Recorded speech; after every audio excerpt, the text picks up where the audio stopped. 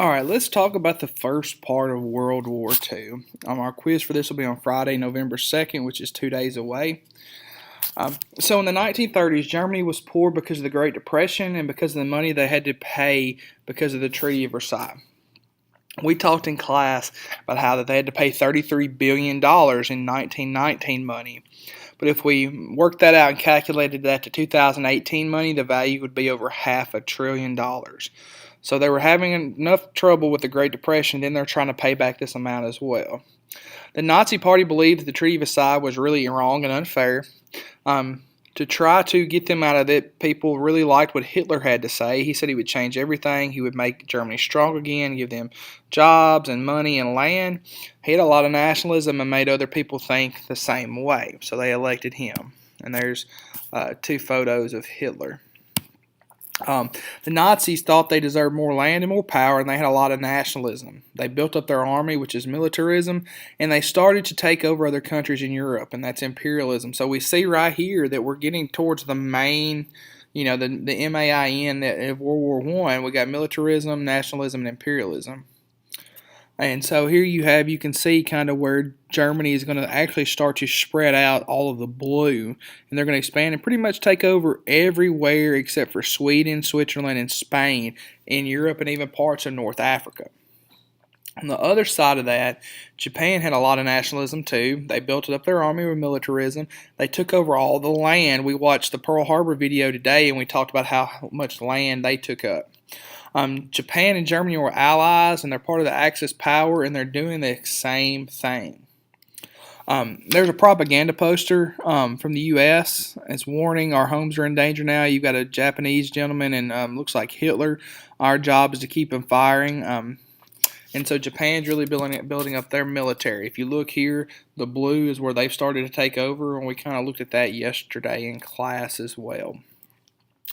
So the two sides of the war were the Allied powers of France, Great Britain, Soviet Union, New Zealand, and Australia. Not the U.S. yet.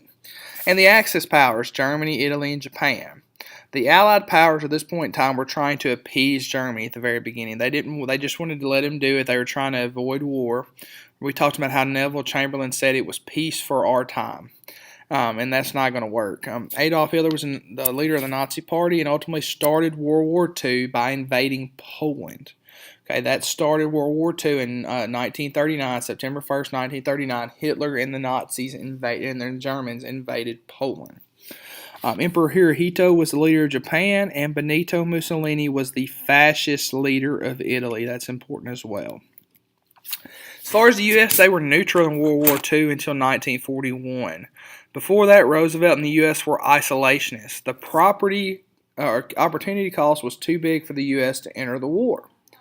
So why was the opportunity cost too big for the U.S.? Well, you have to think about it. The U.S. was in a Great Depression. They were having trouble just making ends meet. They're having trouble getting people out of poverty.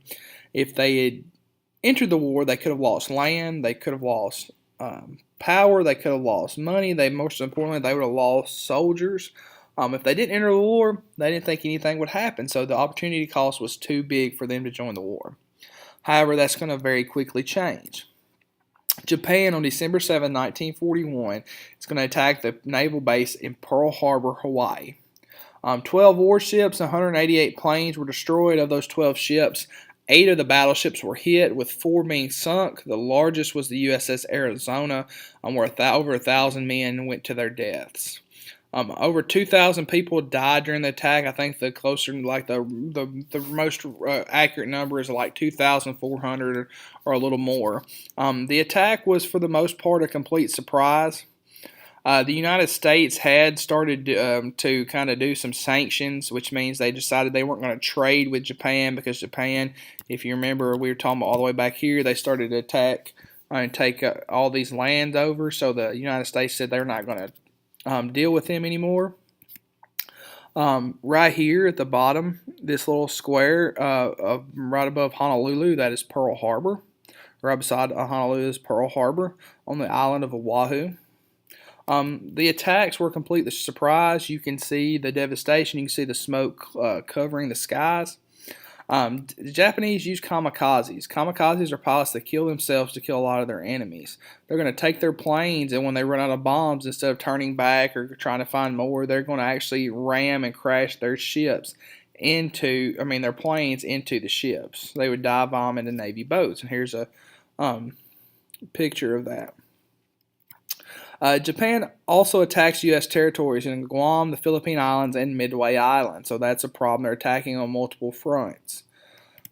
President Roosevelt and Congress had no choice but to declare war on the Axis powers. The opportunity cost has now been equal.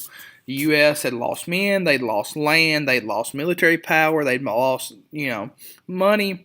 So on December 8th, the U.S. technically just started joining the war on December 7th, but on December 8th, President Roosevelt gave his "a date which will live in infamy" speech. It says, Mr. Vice President, Mr. Speaker, members of the Senate, members of the House, yesterday, December 7th, 1941, a date which will live in infamy. The United States of America was suddenly and deliberately attacked by the naval and air forces of the Empire of Japan. And here's a photo of that. We watched that speech in class today. And so we know that this whole deal it started with the U.S. entering on December 8th, 1941. Now, this is going to signify the end of the Depression. A lot of the factories that closed during the Great Depression had to reopen and be retooled and redone to produce military equipment. The factories had to make supplies for the war, so businesses started to become busy once again. The Great Depression was really ended with the start of World War II. The New Deal did help people to get through and to barely get by, but it's going to be World War II that's really going to start or end the Great Depression and start the boom after in the 1940s.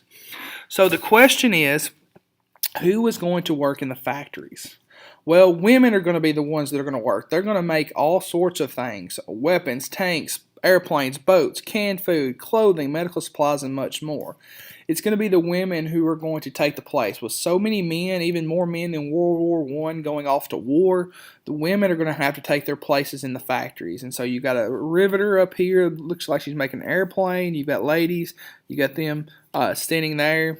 You've got just the women really stepped up and entered the workforce in droves and mass for the first time. So the U.S. needed women to work in order to win the war. Well, how did the U.S. government and business get the word out that women were needed to help in the factories in the war effort?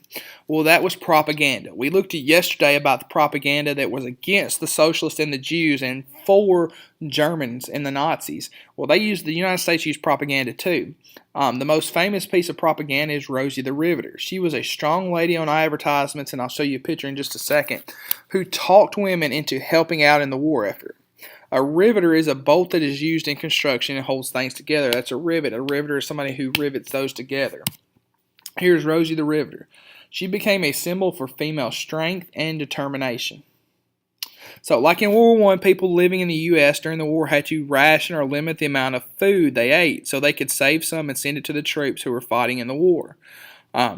Propaganda was used to get people to conserve gasoline and rubber. It says when you ride alone, you ride with Hitler. Join a car sharing club today. So why do you think they would need to conserve or save gasoline and rubber? Well, the reason they need to do that is because any gasoline and rubber they can save here at home can be sent overseas to use in rubber in military vehicles and gasoline in military vehicles. The culture is also going to change.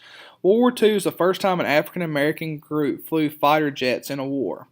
This group was known as the Tuskegee Airmen. They were based out of Tuskegee, Alabama. And here's a photo of some of the first Tuskegee Airmen. Okay, well, so why was it such a big deal?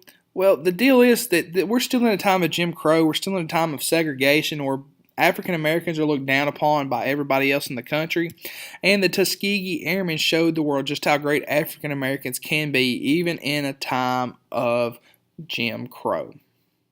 So overall, we've went from the beginning of the war until now. Study these things. There's 15 questions on your quiz.